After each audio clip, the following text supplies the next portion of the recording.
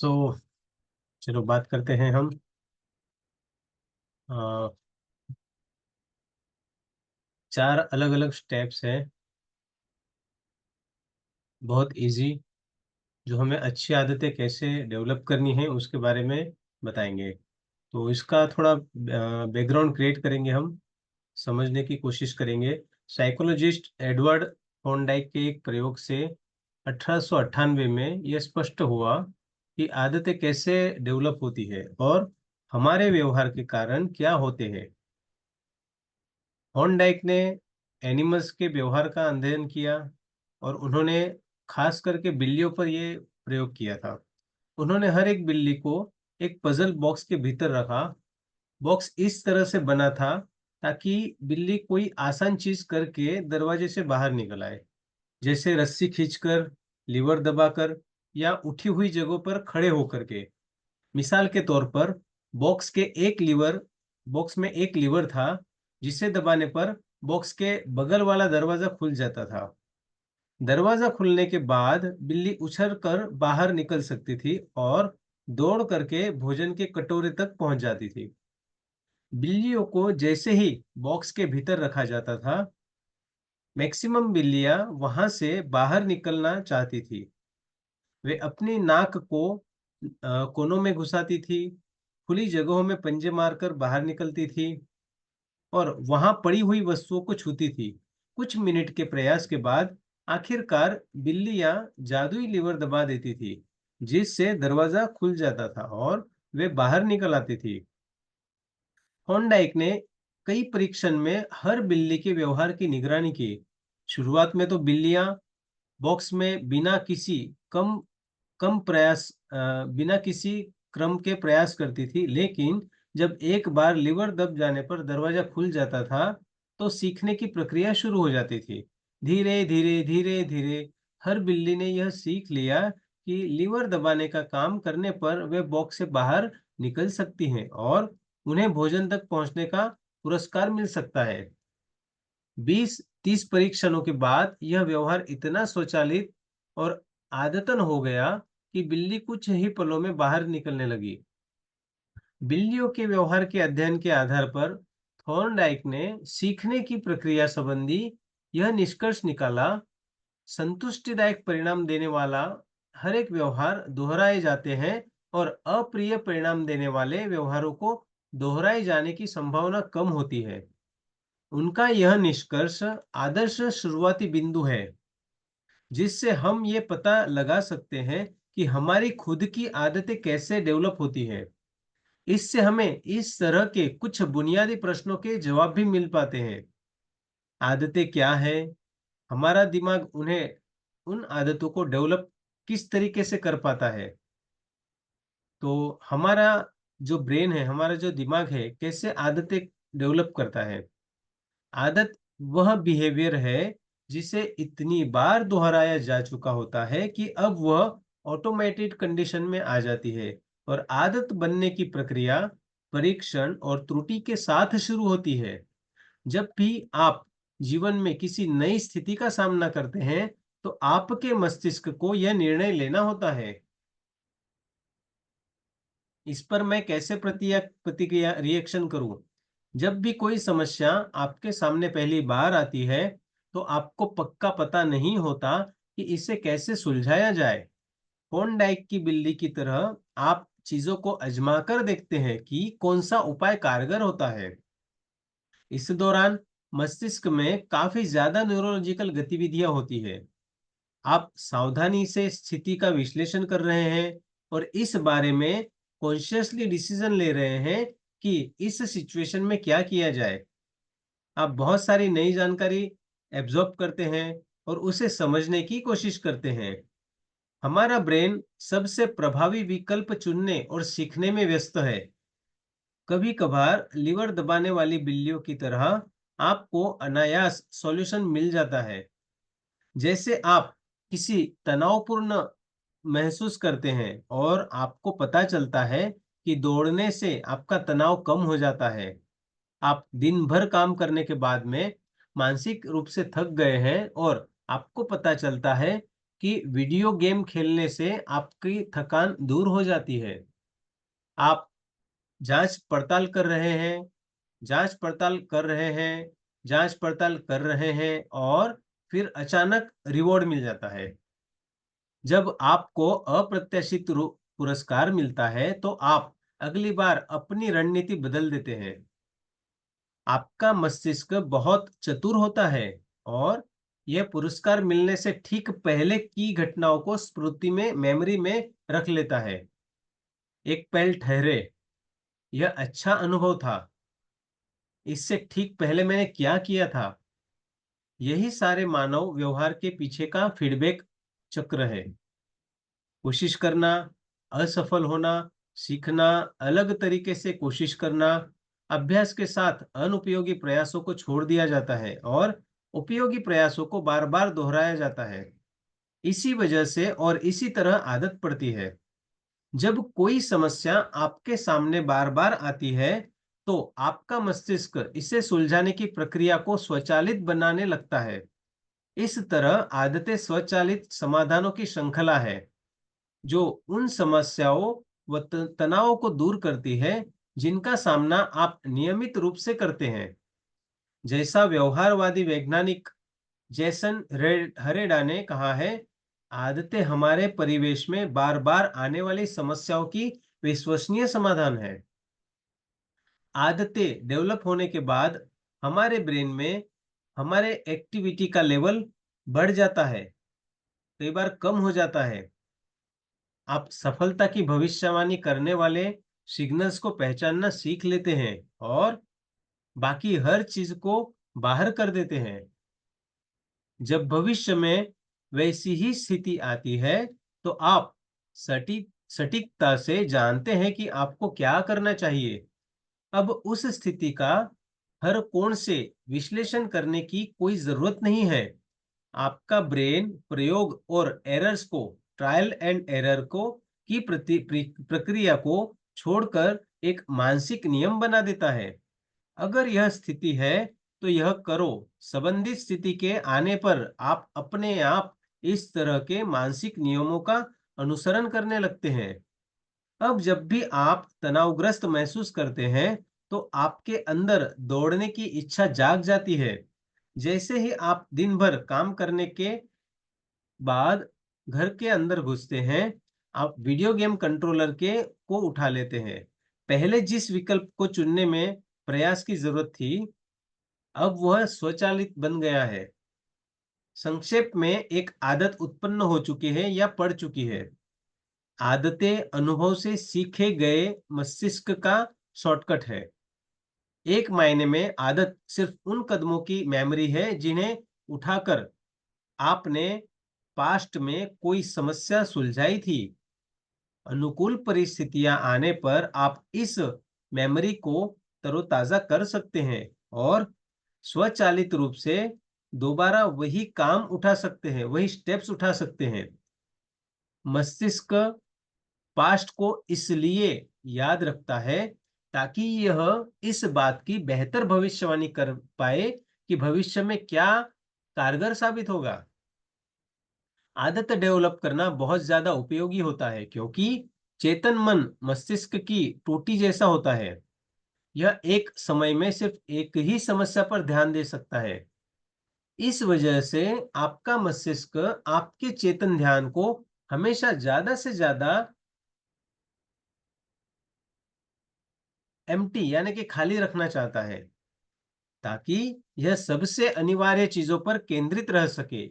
इसलिए जब भी संभव होता है, चेतन मन अपने काम गैर चेतन मन के हवाले करना पसंद करता है, जो इसे स्वचालित तरीके से करता है। आदत इसी तरह बनती है। आदत से सोचने विचारने का बोझ कम होता है और इससे मानसिक क्षमता स्वतंत्र हो जाती है, जिससे आप दूसरे कामों पर ध्यान दे सकते हैं।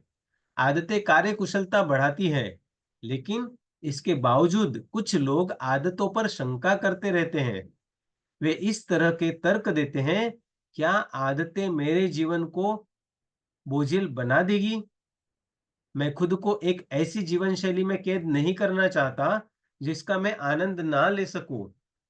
क्या ज्यादा आदतों से मेरे जीवन की प्रफुल्लता और सहजता कम नहीं हो जाएगी? हरगिज नहीं। ऐसे प्रश्न एक झूठे द्वैत का निर्माण करते हैं।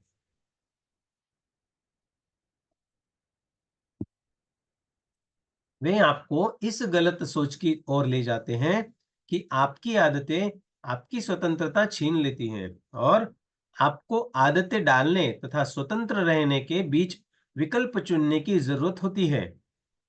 सच तो यह है कि दोनों एक दूसरे के पूरक है। आदतें स्वतंत्रता को सीमित नहीं करती हैं, वे तो इसे प्रदान करती हैं। दरअसल जिन लोगों की आदतें सबसे कम होती है, उनके पास स्वतंत्रता भी सबसे कम होती है। अगर अच्छी फाइनेंशियल हैबिट्स नहीं हो, तो आप हमेशा अगले डॉलर के लिए जूझते रहेंगे। अगर अच्छी हेल्दी हैबिट नहीं हो, तो आपको हमेशा एनर्जी की कमी महसूस होती रहेगी। सीखने की अच्छी आदतें नहीं हो, तो आपको हमेशा ऐसा महसूस होगा कि आप दूसरों के पीछे चल रहे हैं। अगर आप हमेशा आसान कामों के बारे में भी निर्णय लेते रहेंगे, जैसे मुझे वर्कआउट कब करना चाहिए, लिखने के लिए मैं कहाँ जाऊं, मैं बिलों का भुगतान कब करूं, तो आपके पास कम स्वतंत्रता और कम समय रहेगा। जब आप जीवन की बुनियादी चीजों को ज्यादा आसान बनाते हैं, तभी आप स्वतंत्र सोच और सृजनात्मक के लिए आवश्यक मानसिक स्थान बना सकते हैं। इसके विपरीत, जब आपकी आदतें पड़ जाती हैं और जीवन के बुनियादी काम स्वचालित हो जाते हैं, तो आपका मस्तिष्क नई चुनौतियों पर ध्यान केंद्रित करने और नई समस्याओं पर विजय पाने के लिए स्वतंत्र हो जाता है। अगर आप वर्तमान में आदतें डालते हैं, तो इससे आपको भविष्य में अपनी मनचाही चीज करने की छूट मिल जाती है। तो आदतें कैसे काम करती है, इसका साइंस देखेंगे हम। आदतें बनाने की प्रक्रिया को 4 आसान कदमों में विभाजित किया जा सकता है। आप देख सकते हैं। सबसे पहला है क्यू, यानी कि सिग्नल, संकेत। देर आफ्टर क्रेविंग, यानी कि लालसा। फिर पुरस्कार, यानी कि रिवॉर्ड, प्रतिक्रिया। नेक्स्ट प्रतिक्रिया और पुरस्कार लास्ट में। प्रतिक्रिया को इन 4 बुनियादी हिस्सों में विभाजित करने से यह समझना आसान हो जाता है कि आदत क्या है, ये कैसे काम करती है और हम इसे कैसे बेहतर बना सकते हैं। सभी सभी आदतें 4 अवस्थाओं से इसी क्रम में गुजरती है। सबसे पहला संकेत, फिर ललक, प्रतिक्रिया और पुरस्कार, यानी कि Q, craving, reaction and reward. चलो, तो ये 4 क्रमों कदमों का पैटर्न हर आदत की रीढ़ है, फाउंडेशन है। आपका मस्तिष्क हर बार इसी क्रम में इन 4 कदमों से होकर गुजरता है। सबसे पहले आता है संकेत। संकेत आपके ब्रेन को कोई व्यवहार शुरू करने के लिए प्रेरित करता है। संकेत का मतलब है वह जानकारी जो किसी पुरस्कार की भविष्यवाणी करती है। हमारे प्रागैतिहासिक पूर्वज उन संकेतों पर ध्यान देते थे जो भोजन, पानी और शारीरिक संबंध जैसे प्राथमिक पुरस्कारों की संभावना बताते हैं। आज हम ज्यादातर समय ऐसे संकेतों पर ध्यान देते हैं जो धन और शोहरत, शक्ति और स्टेटस, प्रशंसा और अनुमोदन, प्रेम और मित्रता या व्यक्तिगत संतुष्टि का एहसास जैसे द्वितीयक पुरस्कारों की भविष्यवाणी करते हैं। जाहिर है, यह तलाश अप्रत्यक्ष और रूप से हमारे जीवित रहने और प्रजनन की संभावनाओं को बेहतर बनाती है, जो हमारे हर काम के पीछे का ज्यादा गहरा उद्देश्य होता है। आपका मस्तिष्क लगातार आंतरिक और बाहरी परिवेश का विश्लेषण कर रहा है और संकेत खोज रहा है कि पुरस्कार कहाँ मौजूद है। क्योंकि संकेत हमें पुरस्कार की संभावना को बताता है, इसलिए स्वाभाविक रूप से हमारे अंदर उसे पाने की लालसा उत्पन्न हो जाती है। लालसा दूसरा कदम है और यह हर आदत के पीछे की उद्धोरक शक्ति है। अलग उद्धोरण का इच्छा या इच्छा नहीं है, अगर परिवर्तन की लालसा नहीं है, तो हमारे पास काम करने का कोई कारण ही नहीं होता है। ध्यान रहे, आपके मन में आदत डालने की लालसा नहीं होती, आपके अंदर तो अवस्था में परिवर्तन करने की लालसा होती है। आप में सिगरेट पीने की लालसा नहीं होती, आप तो इससे मिलने वाली राहत की अनुभूति की लालसा करते हैं। आप दांतों पर ब्रश करने से प्रेरित नहीं होते, आप तो साफ मुंह के भाव से प्रेरित होते हैं। आप टेलीविजन नहीं देखना चाहते, आप तो मनोरंजन की तलाश रखते हैं। हर लालसा आपकी आंतरिक अवस्था को बदलने की इच्छा से जुड़ी होती है। यह एक महत्वपूर्ण बिंदु है जिस पर हम बाद में विस्तार से बात करेंगे। हर व्यक्ति की लालसाएं अलग-अलग होती हैं। सिद्धांततः कोई भी जानकारी लालसा जगा सकती है, लेकिन असली संसार में सभी लोग एक जैसे संकेतों से प्रेरित नहीं होते हैं। किसी जुआरी के लिए स्लॉट मशीनों की आवाज एक शक्तिशाली ट्रिगर या संकेत हो सकती है, जिससे उसे जुआ खेलने की प्रबल लालसा जागृत हो जाएगी। दूसरी तरफ जो जुआ नहीं खेलता है, उसके लिए कैसीनो की जिंगल्स और घंटियां बस बैकग्राउंड की आवाजें ही होती है। व्याख्या के बिना संकेत अर्थहीन और बेअसर होते हैं। अवलोकनकर्ता के विचार, भावनाएं और भाव ही संकेतों को लालसाओं में बदलते हैं। तीसरा कदम है प्रतिक्रिया। प्रतिक्रिया का मतलब है कुछ करना। यह किसी विचार या कार्य का रूप ले सकती है। प्रतिक्रिया होगी या नहीं, यह इस बात पर निर्भर करता है कि आप कितने प्रेरित हैं और उस काम को करने में कितनी दिक्कतें हैं। यदि किसी खास काम को करने में बहुत ज्यादा शारीरिक या मानसिक प्रयास की जरूरत होगी, तो आप संभवतः उसे नहीं करेंगे। आपकी प्रतिक्रिया आपकी योग्यता पर भी निर्भर करती है। आप कोई आदत तभी डाल सकते हैं जब आप इसे करने में सक्षम हो। मान लीजिए कि आप बास्केटबॉल को डंक करना चाहते हैं और आपके अंदर इसकी प्रबल लालसा भी हो। तब भी अगर आप इतने लंबे ना हो कि हुप तक पहुंच सके, तो आपकी किस्मत खराब है। प्रतिक्रिया से अंततः पुरस्कार मिलता है। पुरस्कार हर आदत का अंतिम लक्ष्य है।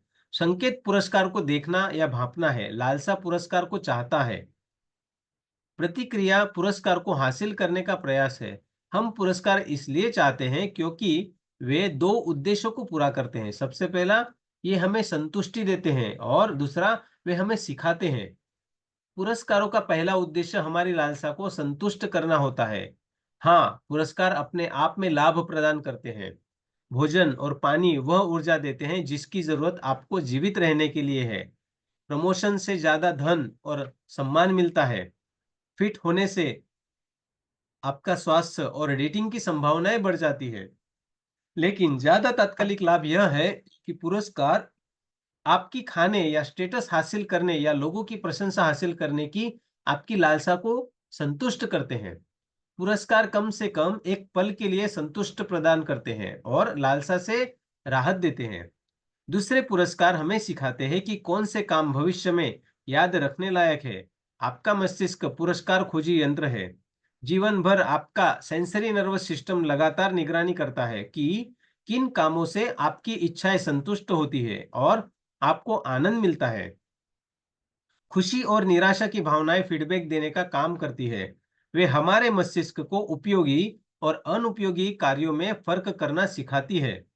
पुरस्कार से फीडबैक तक बंद हो जाता है, आदत का चक्र पूरा हो जाता है। यदि किसी व्यवहार में इन चारों अवस्थाओं में से एक की भी कमी हो, तो यह आदत नहीं बन पाएगी। संकेत को हटा देंगे तो आदत कभी शुरू नहीं हो पाएगी। लालसा को हटा देंगे तो काम करने के लिए पर्याप्त उत्प्रेरण या प्रेरणा नहीं रहेगी। अगर काम मुश्किल होगा तो आप इसे नहीं करेंगे या नहीं कर पाएंगे। अगर पुरस्कार आपकी इच्छा को संतुष्ट नहीं कर पाता है, तो आपके पास इसे भविष्य में दोहराने का कोई कारण नहीं होगा। पहले तीन कदमों के बिना व्यवहार होगा ही नहीं। चौथे कदम के बिना व्यवहार दोहराया नहीं जाएगा। तो आदतों के चक्र के बारे में बात करेंगे हम। Habit loops. सबसे पहला संकेत, सिग्नल, क्रेविंग, क्यू। फिर लालसा, पुरस्कार और प्रतिक्रिया। तो रेखा चित्र 6। संक्षेप में संकेत से लालसा प्रेरित होती है, जिससे प्रतिक्रिया प्रेरित होती है, जिससे पुरस्कार मिलता है, जिससे लालसा संतुष्ट हो जाती है और यह अंततः संकेत से जुड़ जाती है। ये चारों कदम मिलकर एक न्यूरोलॉजिकल फीडबैक चक्र बनाते हैं। संकेत, लालसा, प्रतिक्रिया और पुरस्कार। संकेत, लालसा, प्रतिक्रिया, पुरस्कार, जिससे अंततः आप स्वचालित आदतें बना सकते हैं। इस चक्र को आदतों का चक्र कहा जाता है। 4 कदमों की यह प्रतिक्रिया प्रक्रिया कभी-कभार होने वाली चीज नहीं है। यह तो एक अंतहीन फीडबैक चक्र है। तो हर पल चलता रहता है। यह आपके जीवन के हर पल सक्रिय रहता है और यह इस समय भी सक्रिय है। मस्तिष्क लगातार परिवेश की छानबीन करता रहता है और भविष्यवाणी करता रहता है कि आगे क्या होगा। यह विभिन्न प्रतिक्रियाओं को आजमाता रहता है और परिणामों से सीखता रहता है। यह पूरी प्रक्रिया पर पल भर में ही हो जाती है और हम पिछले पल में समाहित हर चीज का एहसास किए बिना ही इसका बार-बार इस्तेमाल करते हैं। हम इन 4 कदमों को 2 चरणों में विभाजित कर सकते हैं, समस्या चरण और समाधान चरण। तो समस्या चरण में क्या-क्या आएगा? संकेत और हमारे जो भी लालसा है वो, और दूसरा समाधान चरण प्रतिक्रिया और पुरस्कार। तो मनुष्य का पूरा व्यवहार किसी समस्या को सुलझाने की इच्छा से संचालित होता है। कई बार तो समस्या यह होती है कि आपको कोई अच्छी चीज दिख जाती है और आप उसे हासिल करना चाहते हैं। कई बार समस्या यह होती है कि आपको दर्द का अनुभव होता है और आप उसमें उससे राहत चाहते हैं। चाहे स्थिति जो भी हो, हर आदत का उद्देश्य आपके सामने मौजूद समस्या को सुलझाना है। अगले आगे दी गई टेबल में कुछ उदाहरण दिए गए हैं कि यह आसानी से जिंदगी में कैसे दिखता है। किसी अंधेरे कमरे में जाने और बिजली का स्विच चलाने की कल्पना करें। आप इस सरल आदत को इतनी बार दोहरा चुके हैं कि यह बिना सोचे ही हो जाती है। आप एक पल से भी कम समय में चारों अवस्थाओं से गुजरते हैं। कार्य करने की इच्छा और सोच विचार करके उत्पन्न हो जाती है। एडल्ट होने तक हम शायद ही कभी उन आदतों पर गौर करते हैं जो हमारे जीवन को चला रही है। हम में से ज्यादातर लोग इस बारे में सोचते ही नहीं है कि इस हर सुबह की किसी निश्चित जूते को ही पहनने पहले बांधते हैं या हर बार इस्तेमाल की गई टोस्टर का प्लग निकालते हैं या ऑफिस से घर लौटने के बाद हमेशा आरामदेह कपड़े पहन लेते हैं। दशकों की मानसिक प्रोग्रामिंग के बाद यह अपने आप सोचने और कार्य करने के इन पैटर्न से फिसल जाते हैं। व्यवहार परिवर्तन के 4 नियम। अगले अध्याय में हम बार-बार देखेंगे कि संकेत, लालसा, प्रतिक्रिया और पुरस्कार की 4 अवस्थाएं हमारे लगभग हर काम को प्रभावित करती है। लेकिन ऐसा करने से पहले हमें इन 4 कदमों को एक व्यवहारिक ढांचे या तंत्र में बदलना होगा, जिसकी मदद से हम अच्छी आदतें डाल सके और बुरी आदतें छोड़ सके। मैं इस तंत्र को व्यवहार परिवर्तन के 4 नियम कहता हूँ। यह अच्छी आदतें डालने और बुरी आदतें छोड़ने का आसान नियम है।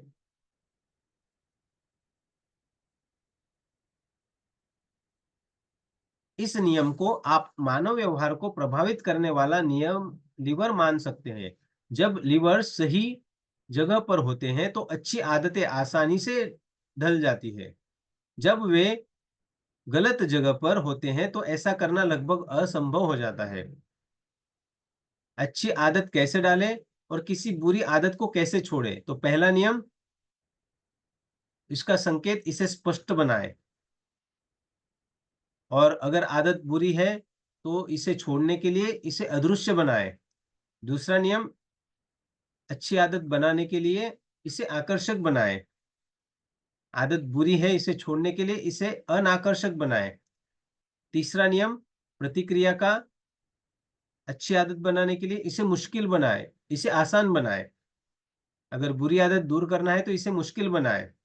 चौथा नियम, पुरस्कार का, इसे संतुष्टिदायक बनाए। अगर बुरी आदत छोड़नी है, इसे असंतुष्टिदायक बनाए। तो ये दावा करना गैर जिम्मेदाराना होगा कि ये चारों नियम किसी भी मानव व्यवहार को बदलने का संपूर्ण तंत्र बनाते हैं। लेकिन मैं सोचता हूं कि ये काफी करीब है। जैसा आप जल्दी ही देखेंगे, व्यवहार परिवर्तन के ये चार नियम लगभग हर क्षेत्र में लागू होते हैं। चाहे यह खेल हो या राजनीति, कला हो या चिकित्सा, कॉमेडी हो या प्रबंधन, आप चाहे जिस चुनौती का सामना कर रहे हो, आप इन नियमों का इस्तेमाल कर सकते हैं। हर आदत के लिए अलग-अलग रणनीतियों की कोई जरूरत नहीं है, बस यही एक रणनीति काफी है। जब भी आप अपने व्यवहार को बदलना चाहे, आप खुद से बस यह पूछ ले, मैं इसे स्पष्ट कैसे बना सकता हूँ? मैं इसे आकर्षक कैसे बना सकता हूँ? मैं इसे आसान कैसे बना सकता हूँ? मैं इसे संतुष्टिदायक कैसे बना सकता हूँ? क्या आपने कभी सोचा है, मैं वह क्यों नहीं कर पाता, जो मैं करता हूँ, जो कहता हूँ कि मैं करने वाला हूँ? मैं वज़न कम क्यों नहीं कर पाता? या स्मोकिंग क्यों नहीं छोड़ पाता? या रिटायरमेंट के लिए बचत क्यों नहीं कर पाता? या साइड बिज़नेस शुरू क्यों नहीं कर पाता? मैं किसी चीज़ को बहुत महत्वपूर्ण मानता हूँ, लेकिन मैं इसके लिए भी कभी समय क्यों नहीं निकाल पाता हूँ? इन प्रश्नों के जवाब आपको इन 4 नियमों में कहीं पर मिल जाएँगे। अच्छी आदतें डालने और बुरी आदतें छोड़ने की कुंजी ये है कि आप इन आधारभूत नियमों को समझ लें। साथ ही आपको यह भी समझना होगा कि आप अपनी आवश्यकता के अनुरूप उन्हें कैसे ढाल सकते हैं। मानव स्वभाव के विरुद्ध जाने वाले लक्ष्य का असफल होना तय है। सिस्टम ही आपके जीवन में आपकी आदतों को आधा आकार देते हैं। आने वाले अध्यायों में हम इन नियमों पर एक-एक करके बात करेंगे और बताएंगे कि इनका इस्तेमाल करके आप ऐसा सिस्टम कैसे बना सकते हैं, जिससे स्वाभाविक रूप से अच्छी आदतें बने और बुरी आदतें दूर हो जाए। आदत वह व्यवहार है जिसे इतनी बार दोहराया गया है कि वह स्वचालित हो गया है। आदतों का चरम उद्देश्य न्यूनतम संभव ऊर्जा और प्रयास से जीवन की समस्याओं को सुलझाना है। किसी भी आदत को एक फीडबैक चक्र में तोड़ा जा सकता है, जिसमें 4 कदम शामिल हैं: संकेत, लालसा, प्रतिक्रिया और पुरस्कार। व्यवहार परिवर्तन के 4 नियमों का इस्तेमाल करके हम बेहतर आदतें डाल सकते हैं। ये है, इसे स्पष्ट बनाएं, इसे आकर्षक बनाएं, इसे आसान बनाएं और इसे संतुष्टिदायक बनाएं। तो ये सारी चीजें आज हमने देखी, तो बहुत ही अच्छा लगा आपसे ये सारी सेशन में एंगेज रह करके। आशा रखता हूँ आप सारी चीज़ों को अच्छे से समझेंगे और इसे इम्प्लीमेंट करेंगे। So thank you so much. जय स्वामीनारायण। Bye, take care.